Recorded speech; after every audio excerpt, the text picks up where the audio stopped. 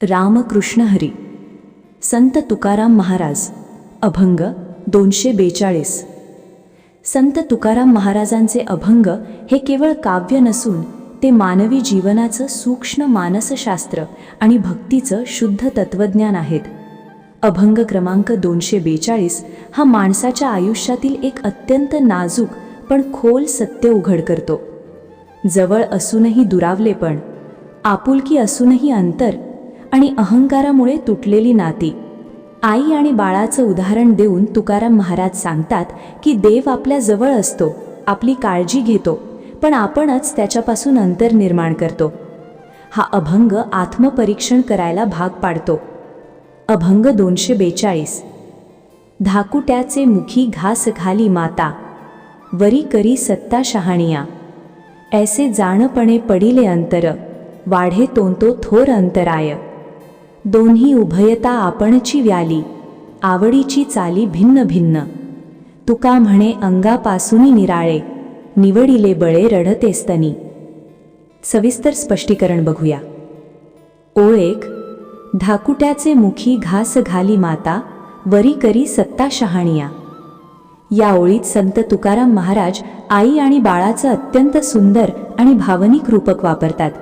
आई आपल्या लहान बाळाच्या तोंडात स्वतः घास घालते, कारण बाळाला काय चांगलं काय वाईट हे समजत नाही. आईला बाळावर सत्ता गाजवावी लागते, कधी रागाने कधी प्रेमाने, पण त्या सत्तेमागे स्वार्थ नसतो, केवळ माया असते. तुकाराम महाराज इथे देवाला माता मानतात. देव आपल्याला योग्य मार्गावर ठेवण्यासाठी कधी कठोर निर्णय घेतो, कधी दुःख देतो, कधी आपल्या इच्छेविरुद्ध गोष्टी घडवतो. पण आपण मात्र म्हणतो, देव माझं ऐकत नाही, देव मला त्रास देतो. पण जसं आई बाळासाठी निर्णय घेते तसाच देव आपल्यासाठी घेतो. आपण त्या क्षणी त्याचा अर्थ समजून घेत नाही, कारण आपण अजून धाकुटे असतो, भावनिकदृष्ट्या आध्यात्मिकदृष्ट्या. ही ओळ सांगते की देवाची सत्ता म्हणजे दडपशाही नाही, तर संरक्षण आहे. ओळ 2.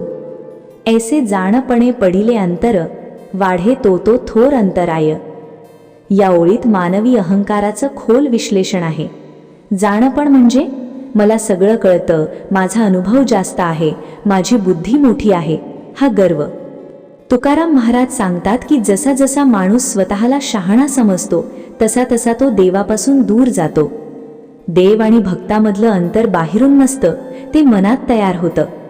माणूस म्हणतो मी स्वतः करू शकतो, मला कोणाची गरज नाही, आणि हळूहळू देव फक्त नावापुरता उरतो. हा गर्वच पुढे मोठा अडथळा, अंतराय बनतो. तुकाराम महाराज इथे सावध करतात, ज्ञान चांगलं आहे, पण अहंकाराने भरलेलं ज्ञान देवापासून तोडतं. ओळ 3. दोन्ही उभयता आपणची व्याली, आवडीची चाली भिन्न भिन्न. ही ओळ अत्यंत सूक्ष्म सत्य सांगते. देव आणि भक्त दोघेही समोरासमोर उभे असतात, पण भेट होत नाही. का? कारण दोघांची चाल वेगळी असते. देवाची चाल प्रेमाची, क्षमेची, संयमाची. माणसाची चाल स्वार्थाची, घाईची, अपेक्षांची. तुकाराम महाराज म्हणतात या अंतराला देव जबाबदार नाही, आपणच ते तयार केलं आहे. आपण देवाला आपल्या मर्जीप्रमाणे वागायला सांगतो, पण स्वतः बदलायला तयार नसतो. ही ओळ आत्मपरीक्षण करायला लावते. मी देवाजवळ जायचं म्हणतो, पण माझी चाल त्याच्याशी जुळते का? ओळ 4. तुका म्हणे अंगापासूनी निराळे, निवडिले बळे रडतेस्तनी. ही ओळ अत्यंत करुण आणि हृदयस्पर्शी आहे. बाळ आईपासून वेगळं झालं की ते रडतं, तडफडतं, पण आई तरीही त्याला जवळ घेत नाही, कारण त्याला चालायला शिकवायचं असतं. तुकाराम महाराज सांगतात देव कधी आपल्याला दूर ठेवतो, पण तो रागाने नाही, तर आपल्याला मजबूत बनवण्यासाठी. देव आतून आपल्या वेदना पाहतो, आपलं रडणं ऐकतो, पण लगेच मदत करत नाही, कारण तो आपल्याला आत्मबळ देतो. सुंदर शिकवण. हा अभंग आपल्याला एक महत्त्वाची शिकवण देतो. देव दूर जात नाही, आपणच दूर जातो. आपला अहंकार, आपली घाई आणि मला सगळं कळतं ही भावना आपल्याला देवापासून वेगळं करते.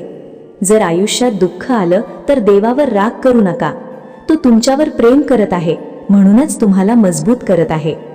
देवावर पूर्ण विश्वास ठेवा, आईवर बाळ जसा ठेवतो तसा. जर हा अभंग ऐकताना तुमचं मन थोडंसं शांत झालं असेल, डोळे पाणावले असतील तर समजा देव अजूनही तुमच्या जवळ आहे. प्रणाम. ज्ञानाचे शिबिर हा चॅनल शब्दांसाठी नाही तर मनाला आधार देण्यासाठी आहे. असेच अभंग, अर्थ आणि भक्तिभाव दररोज अनुभवायचा असेल तर आत्ताच ज्ञानाचे शिबिरला सबस्क्राईब करा आणि हा संदेश इतरांपर्यंत पोहोचवा. जय हरी विठ्ठल.